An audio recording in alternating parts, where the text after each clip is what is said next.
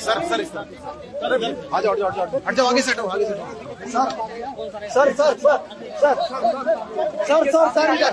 Sir इधर दिल्ली में जितने भी बच्चे हैं उन सब बच्चों को मैं अपना बच्चा मानता हूं। जितने भी दिल्ली के लोगों के बच्चे हैं, गरीबों के बच्चे हैं, अमीरों के बच्चे हैं, मिडिल क्लास के बच्चे हैं, उन सबको मैं अपना बच्चा मानता हूं। और मैं चाहता हूं कि सभी दिल्ली के सभी बच्चों को अच्छी से अच्छी शिक्षा मिलनी चाहिए। चाहे गरीब का बच्चा हो, चाहे अमीर का बच्चा हो, सबको अच्छी से अच्छी शिक्षा मिलनी चाहिए।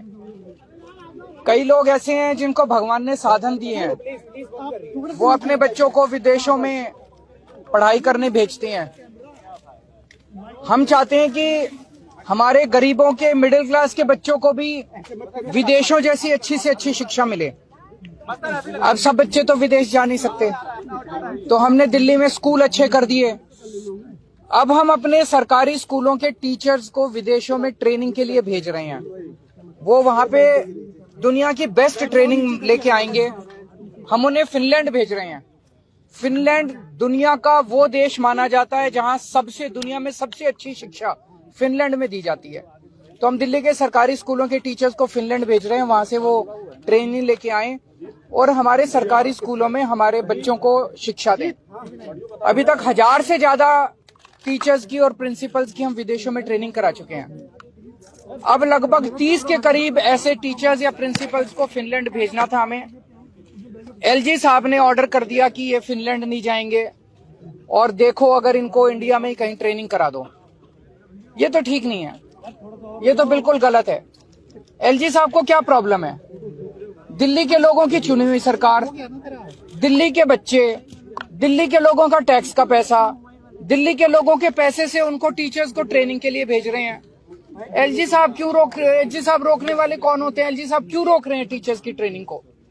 मुझे बहुत ज्यादा दुख हुआ इस बात से कि एलजी साहब दिल्ली के लोगों की बच्चों को अच्छी शिक्षा नहीं दिलवाना चाहते। मैं आपको सुप्रीम कोर्ट पकड़ना एक बार, मैं सुप्रीम कोर्ट का ऑर्डर लेके आया हूं। ये सुप्रीम कोर्ट का ऑर्डर है, ये देखो, सारे जने कैमरे पे दिखा दो, ये सुप्रीम कोर्ट का ऑर्डर है।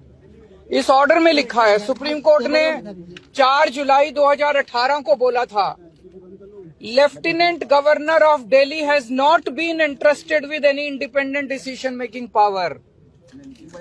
ये देखो, इसमें क्या है, ये सुप्रीम कोर्ट ने कहा है लेफ्टिनेंट गवर्नर को कोई भी स्वतंत्र निर्णय लेने का अधिकार नहीं है। ये 2 बार लिखा, उनको पता था एलजी एक बार में नहीं मानेंगे।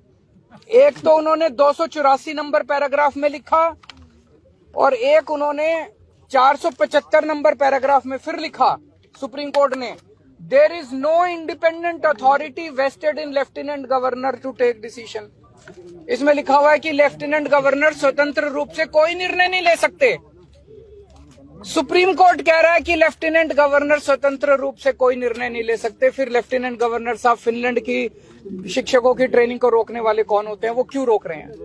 वो कहते हैं मैं सुप्रीम कोर्ट को नहीं मानता। अगर कोई लेफ्टिनेंट गवर्नर या गवर्नर इस देश का ये कहेगा मैं सुप्रीम कोर्ट को नहीं मानता, तो फिर तो इस देश के अंदर ना जनतंत्र बचेगा, ना संविधान बचेगा, कुछ नहीं बचेगा। हमें बेहद दुख है कि आज हम सब लोगों को, दिल्ली के मुख्यमंत्री को, दिल्ली के सारे चुने हुए विधायकों को एलजी हाउस मार्च करके कोई बड़ी चीज के लिए नहीं जाना पड़ रहा है, मात्र इस चीज के लिए जाना पड़ रहा है कि एलजी साहब हमारे शिक्षकों को फिनलैंड ट्रेनिंग के लिए जाने दो, उनको मत रोको। अगर दिल्ली का चुनाव हुआ, दिल्ली के 2 करोड़ लोगों ने वोट डाल के अपने मुख्यमंत्री को चुना, 70 में से 62 सीट दी, वो मुख्यमंत्री अगर अपने शिक्षकों को फिनलैंड ट्रेनिंग नहीं भेज सकता तो फिर क्या फायदा है ऐसे चुनाव का और क्या फायदा है जनतंत्र का? अभी हम सारे जा रहे हैं और मैं उम्मीद करता हूं कि एलजी साहब को अपनी गलती का एहसास होगा और वो शिक्षकों को ट्रेनिंग के लिए जाने दें। बहुत सारे काम इन दिनों में एलजी साहब ने, जैसे मैंने अभी आपको दिखाया, एलजी साहब ने दिल्ली में योगा क्लासेस रोक दी। बताओ, योगा क्लासेस रोकने से एलजी साहब को क्या फायदा हुआ? 17,000 लोग डेली योगा करते थे, मैं उनको फ्री में योगा कराता था। एलजी साहब ने अफसरों को बोल के दिल्ली के सारे मोहल्ला क्लिनिक्स की सारी पेमेंट रुकवा दी, दवाइयां रुकवा दी, टेस्ट रुकवा दिए, डॉक्टरों की तनख्वाह रुकवा दी, मोहल्ला क्लिनिक का रेंट रुकवा दिया, मोहल्ला क्लिनिक का बिजली का बिल रुकवा दिया, दिल्ली जल बोर्ड की सारी पेमेंट्स रुकवा दी इस बार। हम चाहते थे 24 घंटे पानी और यमुना की सफाई के ऊपर मिशन मोड में काम करना, तो हमने कई हजार करोड़ रुपए जल बोर्ड के लिए रखे थे, कोई पेमेंट नहीं होने दी दिल्ली जल बोर्ड की। एलजी साहब ने डीटीसी के बस मार्शल, जो हमने महिलाओं की सुरक्षा के लिए बस मार्शल लगाए हैं डीटीसी की बसों में, उनकी 3 महीने से पेमेंट नहीं होने दी।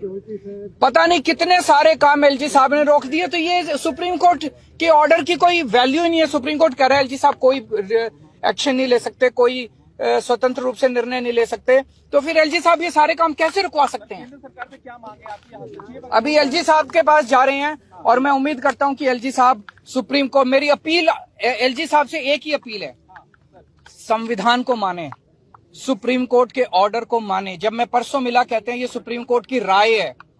मैं एलजी साहब से कहूंगा एक अच्छा एडवाइजर रखें जो संविधान समझता हो और जो कॉन्स्टिट्यूशन और सुप्रीम कोर्ट को समझता हो। एलजी, सुप्रीम कोर्ट के ऑर्डर सुप्रीम कोर्ट की राय नहीं होती है। सुप्रीम कोर्ट के ऑर्डर सबके ऊपर बाध्य होते हैं, बाइंडिंग होते हैं। सीधे यहीं से चल रहे हैं।